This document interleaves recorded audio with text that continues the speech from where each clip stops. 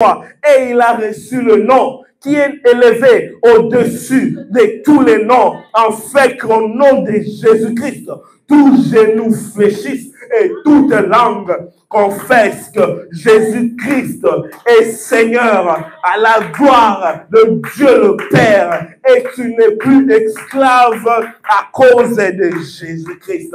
Tu n'es plus esclave à cause de Jésus-Christ.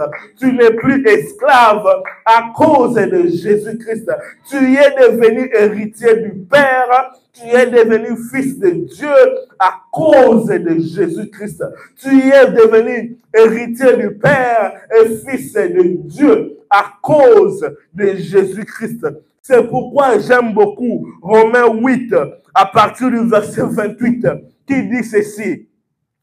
Nous savons du reste que toutes choses concourent au bien de ceux qui aiment Dieu, de ceux qui sont appelés par son dessein. Car ce qu'il a connu d'avance, il les a aussi prédestinés. Et ce qu'il a prédestiné à être semblable à l'image de son Fils, afin que son Fils fût le premier-né d'entre plusieurs frères.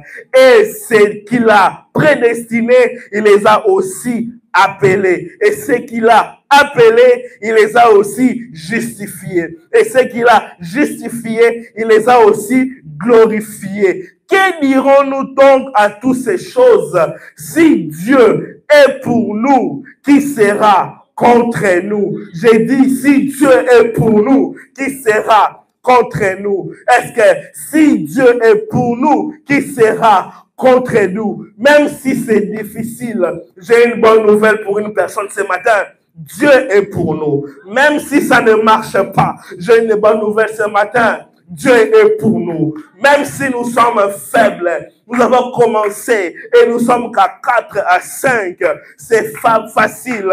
C'est pas facile. C'est encore faible. J'ai une bonne nouvelle. Dieu est pour nous. Même si nous sommes rejetés dans la société, j'ai une bonne nouvelle pour nous ce matin. Dieu est pour nous. Même si la banque te refuse de donner le crédit afin de commencer ton affaire de 500 millions de dollars, j'ai une bonne nouvelle ce matin. Dieu est pour nous. Même si tu es encore célibataire, j'aimerais te dire quelque chose de bon. Dieu est pour nous. Et même si tu es déjà marié, j'ai une bonne nouvelle.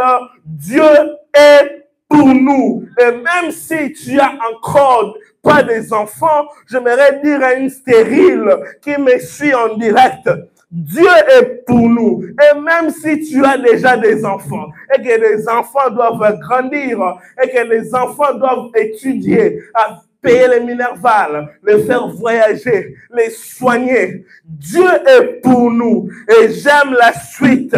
Si Dieu est pour nous, qui sera contre nous? Personne ne peut être contre